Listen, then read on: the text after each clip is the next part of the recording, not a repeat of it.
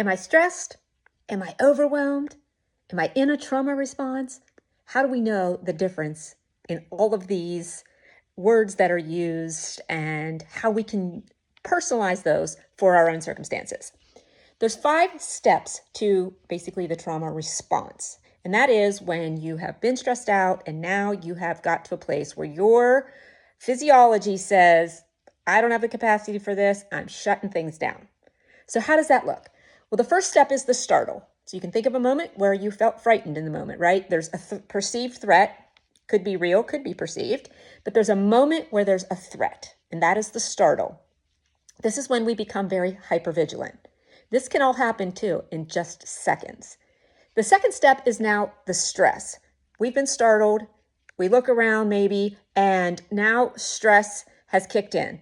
We're high energy, our body is releasing a chemical cascade, possibly shunting blood to the arms and legs, so we can now fight or flee from this perceived or real threat.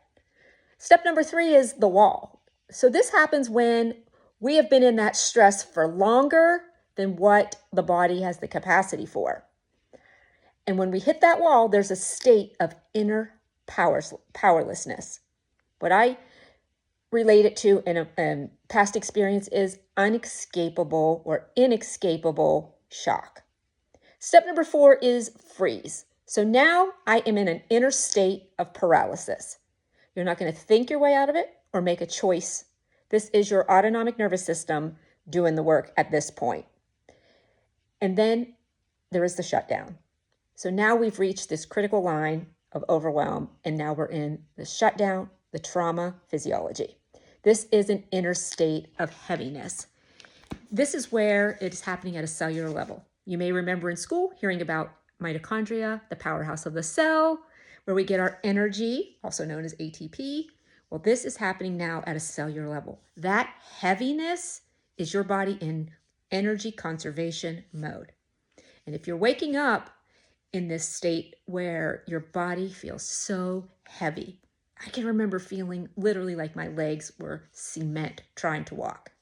This is happening at a cellular level, and this is a communication and an indicator from your body that you may be carrying a lot more than what you're aware of. It's different than just a typical stressor where your body's alarm system kicks in and then it goes back to normal. It's also different than that smoke detector that keeps going off and off and off and off for perhaps a fire that isn't occurring. That's when we're stuck in survival mode. Shutdown, energy conservation.